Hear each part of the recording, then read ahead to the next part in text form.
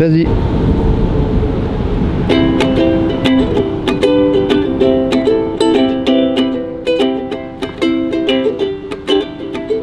Oh, j'ai foiré. Attends, on recommence. Vas-y. So you go travel to Mexico? Mexico, Nice, Mexico. Guatemala, Yeah. Nicaragua, Costa Rica. Ah, nice. Yeah. Show me a trick. Come on, come on, come on, Come on.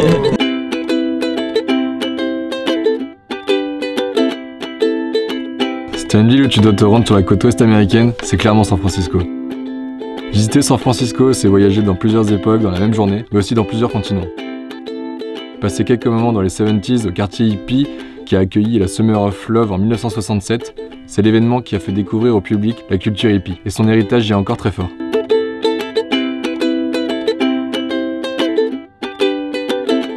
Tu peux ensuite te rendre au Castro District qui abrite un pôle de la communauté gay, parsemé de bars, restaurants et boutiques mettant l'accent sur l'héritage gay du quartier.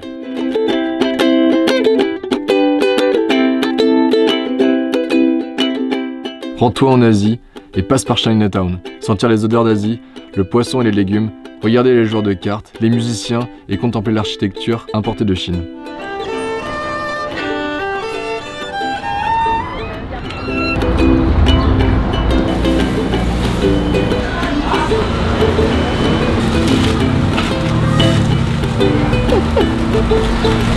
C'est pas difficile à repérer, il y a qu'un grand blond là-dedans. C'était plus branché culture japonaise, passe faire un petit tour au Japantown, qui n'a clairement rien à envier au Chinatown. Faut aussi que tu saches, les États-Unis c'est vraiment pas le meilleur endroit pour la bouffe, alors passer devant le quartier italien te rappellera à quel point la bouffe européenne te manque.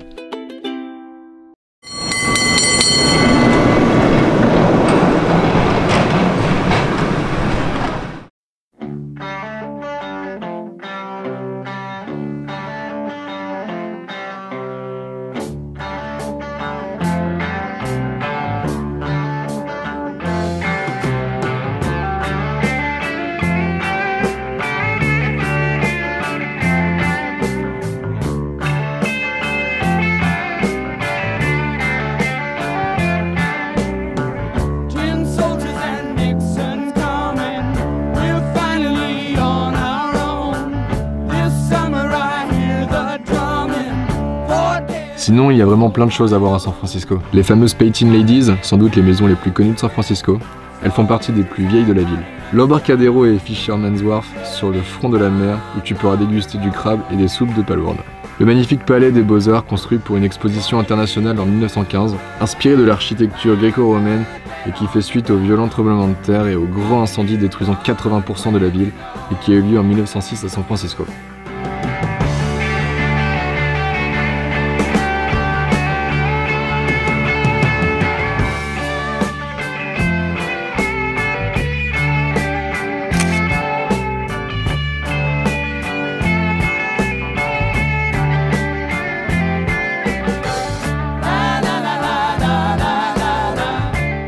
Ah oui, et comment ne pas te parler du Golden Gate Bridge, monstre d'acier long de 2737 mètres qui a été pendant plusieurs décennies l'ouvrage le plus gros du monde et qui a failli ne jamais voir le jour. En effet, sa construction a débuté en 1933, non loin sans rappeler qu'en 1929, les États-Unis ainsi que le monde entier fut touché par une grave crise économique. Trouver le financement du projet a failli se transformer en échec. Ce fut à l'époque le projet le plus fou en termes de construction d'ouvrage et l'histoire concernant sa construction est juste super intéressante. D'énormes innovations ont été faites en termes de sécurité durant le chantier, réduisant nettement le nombre d'accidents, mais qui n'empêcha pas, malheureusement, la mort de 11 ouvriers durant sa construction.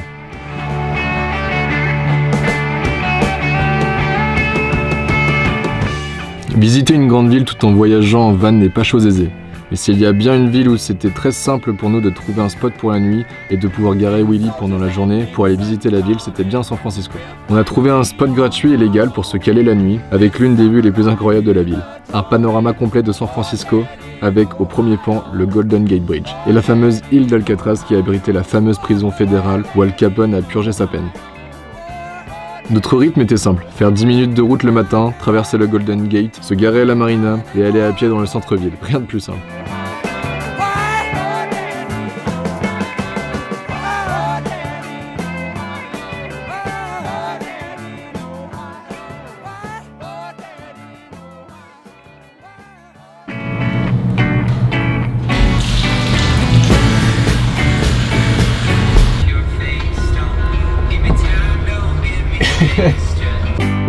world is so crazy, and you're just a baby.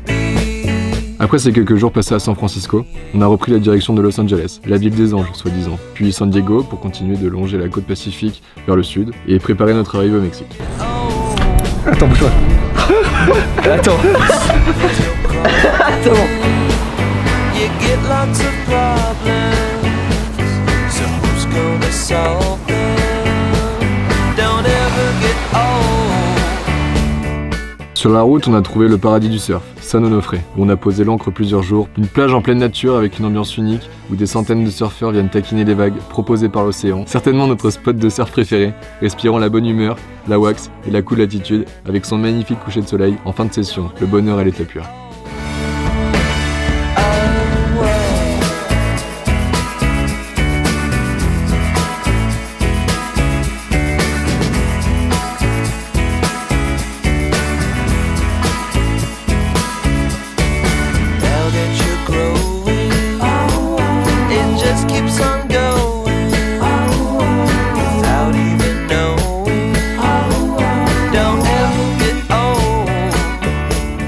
Bon, San Onofre, c'est aussi le lieu où de nombreuses manifestations anti-nucléaires ont eu lieu et la centrale nucléaire fait clairement partie du décor. Fort heureusement, elle est désormais fermée depuis 2012 et elle était considérée comme la plus dangereuse du monde en raison du risque sismique important. Mais le combat contre le nucléaire est encore d'actualité à San Onofre, afin de décider du sort des déchets nucléaires produits par la centrale pour proposer un stockage plus sûr de ces déchets et éviter une catastrophe socio-environnementale car ces déchets sont actuellement enterrés à une trentaine de mètres de l'océan, juste au-dessus des eaux souterraines. Mais à part ça, le spot est juste incroyable, et ça n'empêche pas les surfeurs de venir en nombre, jusqu'au jour où on se rendra compte qu'il aurait peut-être mieux fallu d'éviter d'y mettre les pieds.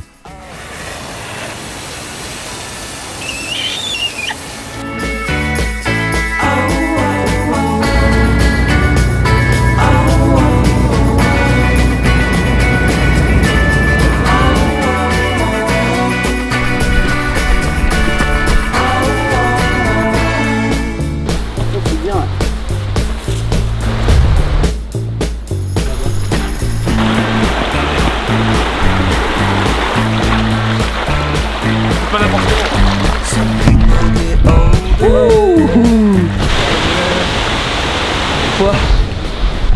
Si ça c'est pas du spot secret en Californie mon pote. Putain, cool. Ouais. J'avais pas prévu ça dans ma journée. Non.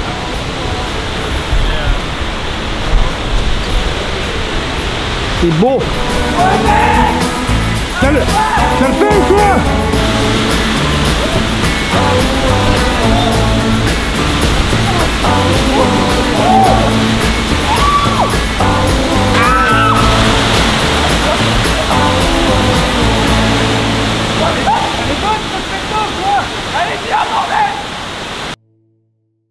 Ça filme, ça filme.